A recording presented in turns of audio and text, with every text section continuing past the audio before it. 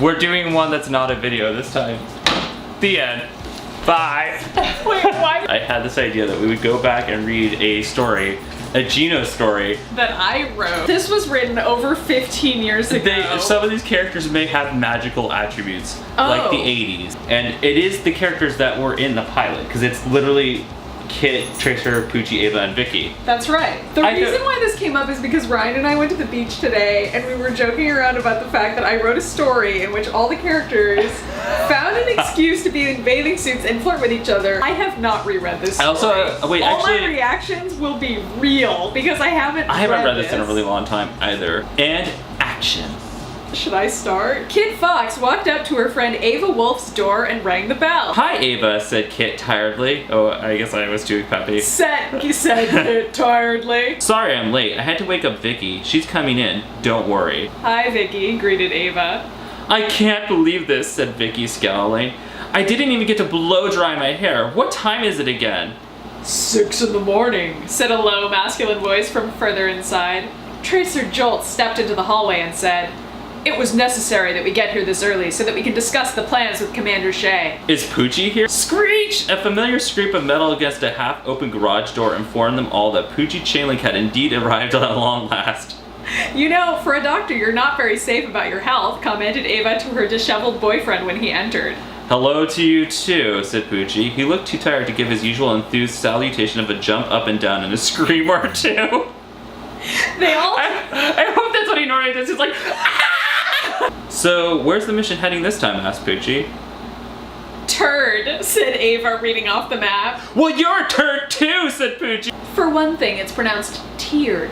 And for another, instead of being moody and tired, why don't you guys have some caffeine? Really? Tracer whipped a Jolt out of nowhere and chugged it. Oh my god. You know what this is? We're kids, so drinking a soda is the only drug that we could imagine Tracer being into. Oh my god, you're right. We're like caffeine high, we're like, it's crazy, he just can't get off the caffeine. Can we just go to Turd now, Vicky asked. It's tiered, said Tracer. I don't care, said Vicky. Fine, but everybody needs to learn their missions first, Commander Shay. Wait, what? She's the teacher and they're acting like children. And also missions? Why do they have separate ones? Everybody needs to learn their missions first. Tracer and Kit, you'll leave the ship first, and together, armed.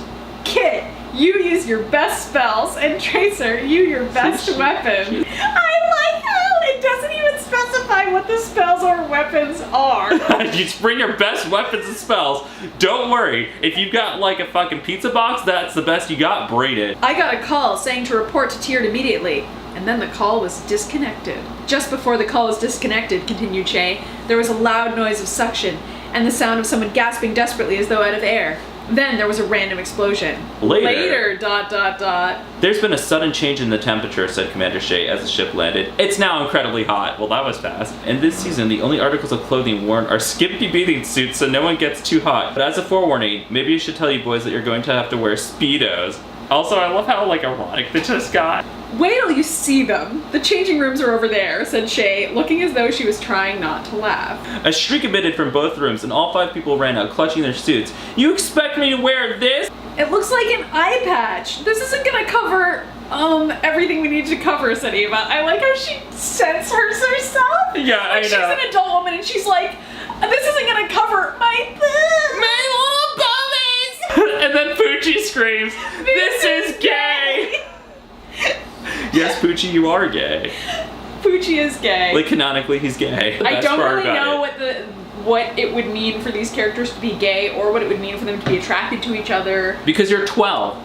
I just wanted them all to have sex, but I also, like, wanted them to be uncomfortable about it. So anyway, we're filming this next week. No, I'm just kidding. We're not doing this. Reluctantly, the A5 went back to their dressing rooms and changed. I could definitely get used to this, said Poochie, staring. The A5 had changed, and they were all uncomfortable, except for Poochie, who was having the time of his life. Coming into your teenage years is a very complicated process. Oh, yeah. As it reflects in this story. Shay had definitely been right. Kit fit right in with most of the women strutting around. I'll have to remember to visit Tiered in the summertime. Me too, said Kit wistfully, staring at an attractive guy walking by. I wonder what the trouble around here could possibly be, Tracer said, suddenly going professional and stopping staring at a few women some distance away. Everyone is straight in this story. Completely straight. They wandered down to the very crowded beach where some women were frolicking in the water and wearing white bikinis. Oh god. Tracer was starting to walk slower and slower. I wonder why. The narrator just says, I wonder why there. That's the author speaking. Let's go back to the ship. I see no problem. That call must have been a prank. Kit tried dragging Tracer back, but he was resisting too much. Some GENO casual prank call to the CIA. Let's go back to the ship now, said Tracer, eyeing the growing group of people around them. I think there's a lot of sexual tension between you two, someone said. Why did somebody, like a stranger's like, there seems to be some sexual tension between you two? It's like, get away, creepo. I don't get it. What happened, Shay said as they stepped back in the ship. Kit sighed. We couldn't find any trouble with the city. It looked completely fine. I want to see Alyssa Milano in a bathing suit, said Poochie. Actually, without the bathing suit would be better. I'm glad Alyssa Milano exists in space. In the future. You said that already, said Ava tiredly. Ava, I'm going to put my arm around you now.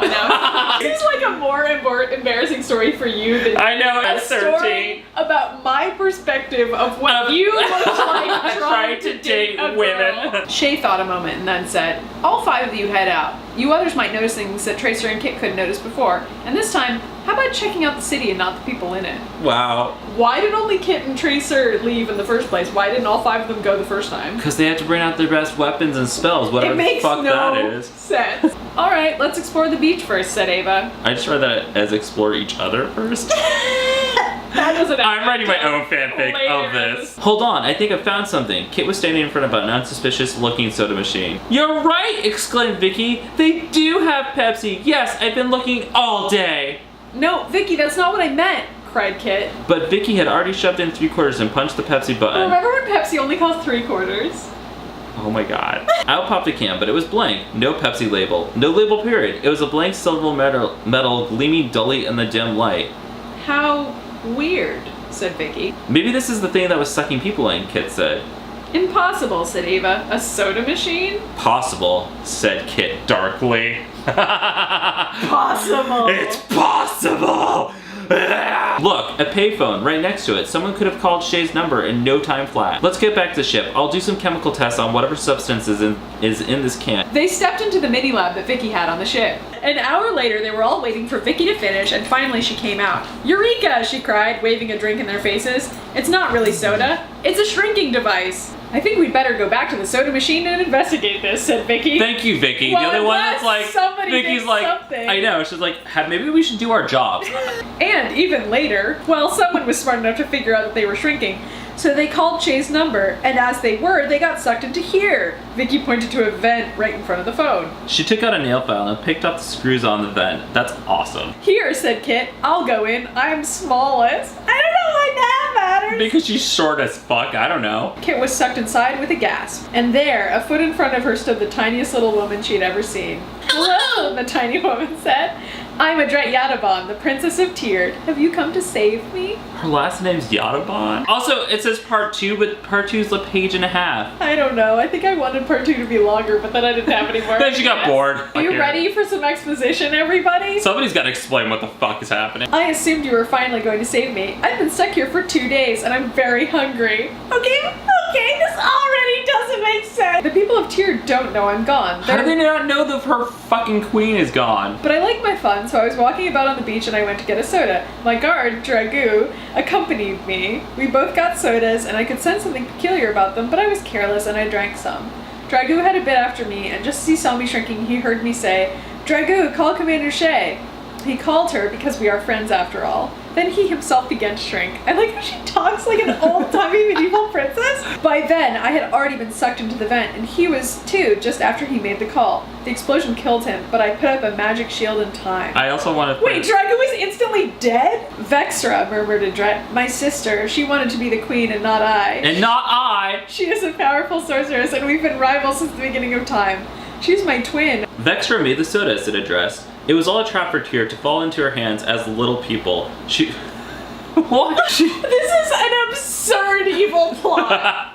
She put you in you can't even tell. But she didn't know that a Dragoo would be sucked in with me, so she quickly destroyed him with a blast of her evil magic.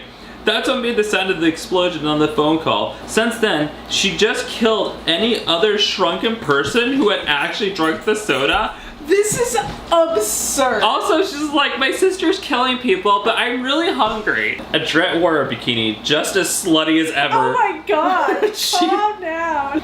As you know, I can't magic myself out of chains like these, said Adret. I understand, said Kit thoughtfully. Where is Vextra now? Hiding in the shadows, Listening to this entire fucking I know. conversation, apparently. All right, said Kit, her voice stronger than she felt. Vextra, come out, come out. You're just a beginner at this, said Vextra, her voice harsh and low. Vextra narrowed her eyes and shot a jet of fire at Kit, who doused it with a blast of icy liquid. My magic is useless against you. Fucking Pokemon. I surrender, Vextra Yadabon said in a whisper. In a burst of red flame, she put out her hand and suddenly Adret's chain snapped, glowed red and disappeared, Vextra with them. Thank you, she said, and her voice was sweet and clear. Together, they crawled through the vent and got several stares from the rest of the A5. Okay, this story's really bad. I really must be going. She smiled wonderfully at him and vanished in a cloud of misty iridium haze. And so the A5 ran off into the sunset again, or at least to the nearest clothing store. The end. That was terrible. Why was there a part 2? Like, why couldn't it just be a continuation of the story you were already writing? I don't know. Okay, also it's really bad writing to have that many paragraphs of exposition from one character, meanwhile the other character's just standing there. Okay, I like how everybody's Vextra was in the corner, just also standing there. It was interesting to read a character that was based on me at the time, who was constantly like staring at the girls and being like, I'm gonna put my arm around you now, Ava. Joe! Vicky's a pretty good character in this. First of all, in the sense that she actually solves the mystery. I was gonna say, yeah, she's the only character in this entire story who does anything at all. That's right. Bye. We have to go eat Chinese food. Oh yeah, there's Chinese food here. Thanks for watching, everyone. You can find us on Twitter and places. And also watch Insomniacs in the morning. Oh yeah, that thing. Yeah, we have a show. If you thought this was funny, then would you like to watch us at 9 a.m.? When we can't function or wake up because we don't sleep. Anyway. Thanks everyone for watching. We'll see. If you like this, let us know in the comments and we'll do another one. Yeah, let us know. Bye. Bye.